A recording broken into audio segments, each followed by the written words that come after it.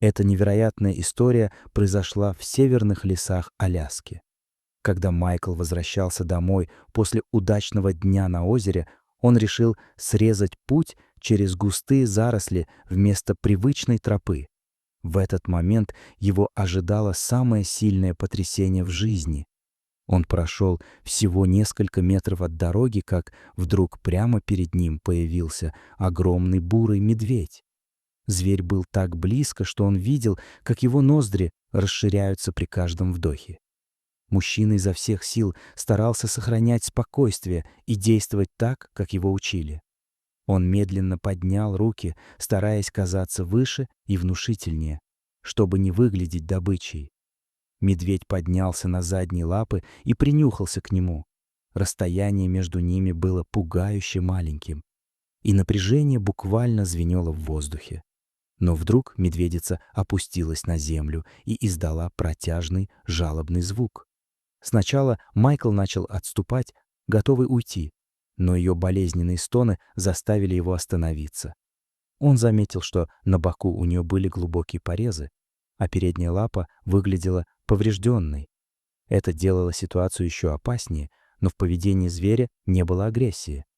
Она выглядела скорее измученной и отчаявшейся. В этот момент Майкл вспомнил утро. На другом берегу он видел медведицу с детенышем. Скорее всего, это была она. Но что с ней случилось и где ее малыш? Эта мысль заставила его действовать. Он понял, что медведица словно просит помощи, и осторожно последовал за ней к реке. Когда они подошли к бурлящему потоку, Майкл начал напряженно всматриваться в воду, а медведица не отходила от него ни на шаг.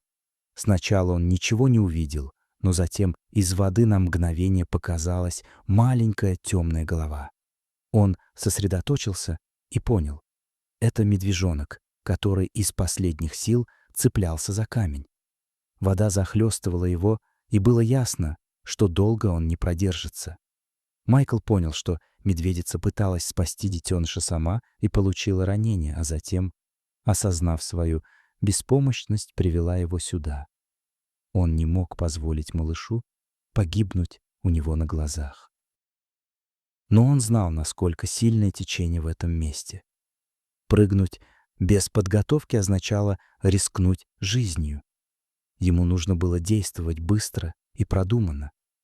Он схватил свою веревку из рыболовного снаряжения, крепко обвязал ее вокруг талии, а другой конец привязал к стволу дерева на берегу.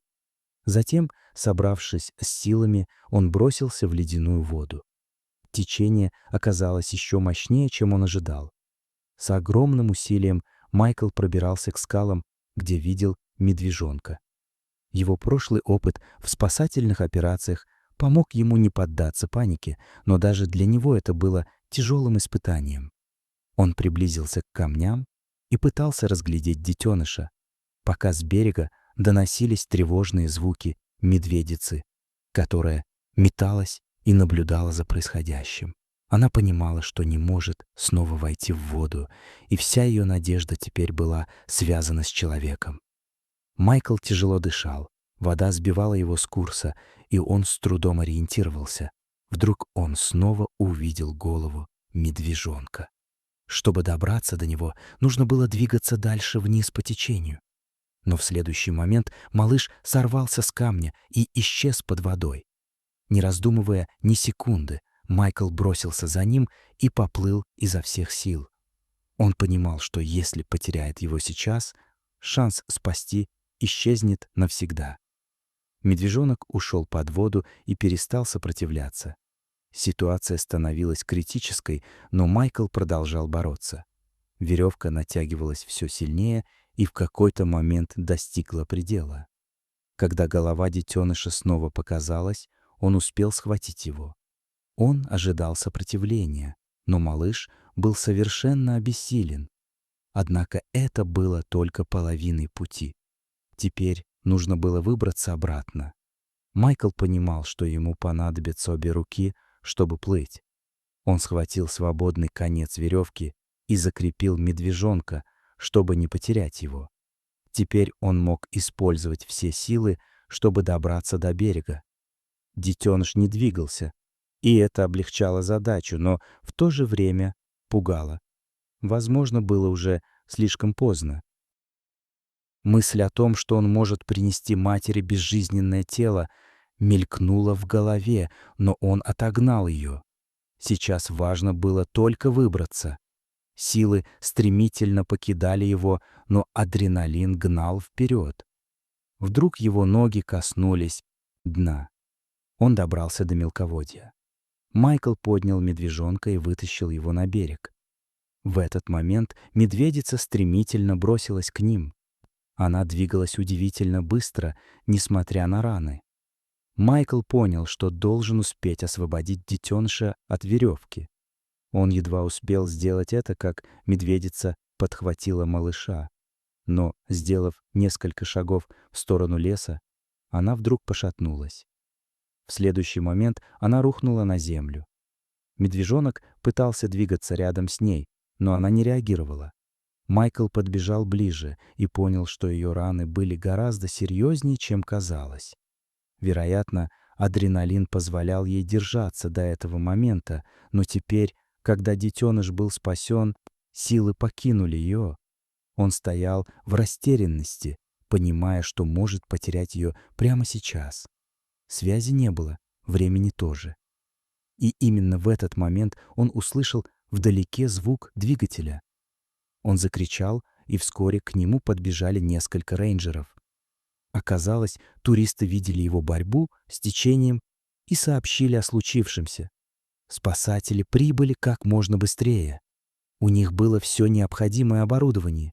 Медведица все еще не приходила в себя, и они смогли безопасно оказать ей помощь. Они обработали ее раны, остановили кровотечение и аккуратно погрузили ее в специальный контейнер. Затем вместе с медвежонком их доставили в Центр помощи диким животным, где специалисты начали борьбу за их жизни. В тот же день медведицы провели операцию, так как часть ран оказалась инфицированной.